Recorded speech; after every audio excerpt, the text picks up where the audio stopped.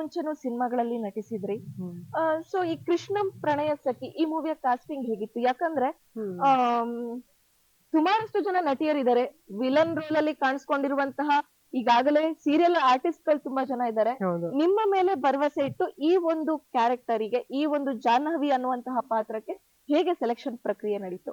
ಇದಕ್ಕೆ ನಾನು 100% ನಮ್ಮ ಶ್ರೀನಿವಾಸ್ ರಾಜು ಸರ್ಗೆ ಕ್ರೆಡಿಟ್ಸ್ ಕೊಡ್ಬೇಕು. ಬಿಕಾಸ್ ಫಸ್ಟ್ ಆಫ್ ಆಲ್ ನಾನೊಂದು ಆರ್ಟಿಕಲ್ ನೋಡಿ ಆಡಿಷನ್ ನಡೀತಿತ್ತು ಅಂತ ಗೊತ್ತಾಗಿ ನಾನೊಂದು ಇದಾಕಿದ್ದೆ, ಒಂದು ಹಂಗೆ ಇರ್ಲಿ ನನ್ನೊಂದಿರ್ಲಿ ಅಂತ ಓಕೆ.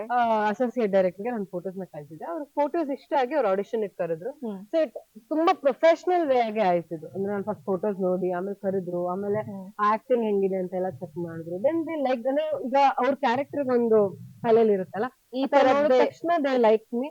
ಅಂಡ್ ವಿತ್ ಇನ್ 1 ವಾರದಲ್ಲಿ ನಾನು ಶೂಟಿಂಗ್ ಸೆಟ್ ಅಲ್ಲಿ ಇದ್ದೆ. So it's biggest manifestation. ಅಂದ್ರೆ ಇದೇ ಕೃಷ್ಣಂ ಪ್ರಣಯಸಖಿ ಆರ್ಟಿಕಲ್ ನೋಡಿದಾಗ ನಾವ್ ಯಾವಾಗ ಇವ್ರ ಜೊತೆ ಆಕ್ಟ್ ಮಾಡೋದು ಅಂತ ಒಂದು ಥಾಟ್ ಬಂದಿತ್ತು. ಸೊ ಆ ಥಾಟ್ ಬಂದು 1 ವಾರದಕ್ಕೆ I was in the shooting set. So first of all ಡೈರೆಕ್ಟರ್ಗೆ ಹಾಗೆ ಗಣೇಶ್ ಸರ್ಗೆ ಥ್ಯಾಂಕ್ಸ್ ಹೇಳ್ಬೇಕು, ಅವ್ರಿಗೆ ಕ್ರೆಡಿಟ್ಸ್.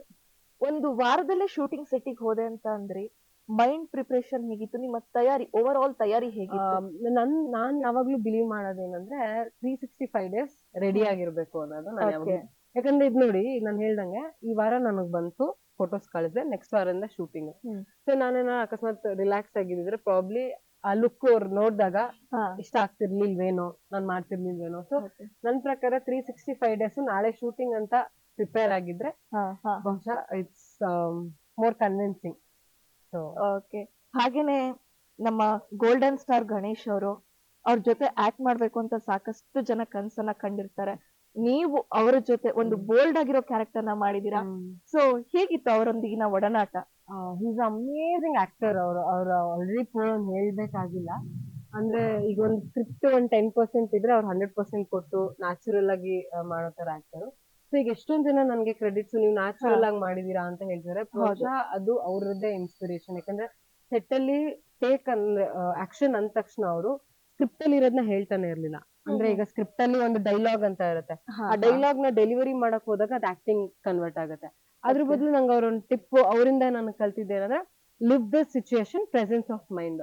ಸೊ ಈ ಸಿಚುಯೇಷನ್ ಅಲ್ಲಿ ನಾನು ಇದ್ದೀನಿ, ಈಗ ನೀವು ನನ್ನ ಮಾತಾಡ್ಸಿದ್ರೆ ನಾನೇನು ಈಗ ಪ್ರಿಪೇರ್ ಆಗಿ ಬಂದಿಲ್ಲ, ನಂಗೆ ಏನ್ ಮನ್ಸಿಗೆ ಬರುತ್ತೆ ನಾನು ಹೇಳ್ತಾ ಇದೀನಿ. ಅದೇ ತರ ಈಗೊಂದು ಆಕ್ಟಿಂಗ್ ಅಂತ ಒಂದು ಸೀನ್ ಕೊಟ್ಟಾಗ್ಲೂ ಆ ಸಿಚುಯೇಷನ್ ಅಲ್ಲಿ ನಾನು ಇದ್ರೆ ನಾನು ಏನ್ ಮಾತಾಡ್ತಿದ್ದೆ, ಸೊ ಏನ್ ತಲೆಗೆ ಬರ್ತಾ ಇತ್ತು ವರ್ಡ್ಸ್ ಅದನ್ನೇ ನಾನು ಮಾತಾಡ್ತಿದ್ದೆ. ಅದು ಪ್ರಾಬ್ಲಮ್, ಅದು ಇನ್ನೂ ನ್ಯಾಚುರಲ್ ಆಗಿ ಡೈಲಾಗ್ ಹೇಳಿರೋ ತರ ಬಂದಿಲ್ಲ. ಸೊ ಅದು ಅವ್ರಿಗೆ ಕ್ರೆಡಿಟ್ಸ್. ನನ್ನ ನ್ಯಾಚುರಲ್ ಆಕ್ಟಿಂಗ್ ಅಂತ ಹೇಳಿ ನಾನು ತುಂಬಾ ಕಲಿತೆ. ಇನ್ಫ್ಯಾಕ್ಟ್ ಅವರು ಹೇಗೆ ಮಾಡ್ತಾರೆ, ಪ್ರಾಬ್ಲಿ ಅವ್ರ ಆಕ್ಟಿಂಗ್ ಇಂದ ಜನ ಕನೆಕ್ಟ್ ಆಗ್ತಾರೆ ಅಲ್ವಾ. ಲೈಕ್ ಈಗ ಅವ್ರ ಹತ್ರ ಆಡಿಯನ್ಸ್ ಅಳ್ತಾ ಇರ್ತಾರೆ ಬಿಕಾಸ್ ಅವ್ರು ಮನ್ಸಿಂದ ಮಾಡ್ತಾರೆ ಅನ್ನೋದು. ಸೊ ಅದನ್ನ ನಾನು ಅವರಿಂದ ಕಲ್ತಿದ್ದೆ. ಬಿಕಾಸ್ ಯಾರೇ ಒಂದು ಫಿಲಮ್ ಅನ್ನ ನೋಡ್ತಾ ಇದ್ರೆ ಆ ಕ್ಯಾರೆಕ್ಟರ್ ಅವ್ರಿಗೆ ಕನೆಕ್ಟ್ ಆಗತ್ತೆ ಅಂದಾಗ ಆ ಒಂದು ಕ್ಯಾರೆಕ್ಟರ್ ನ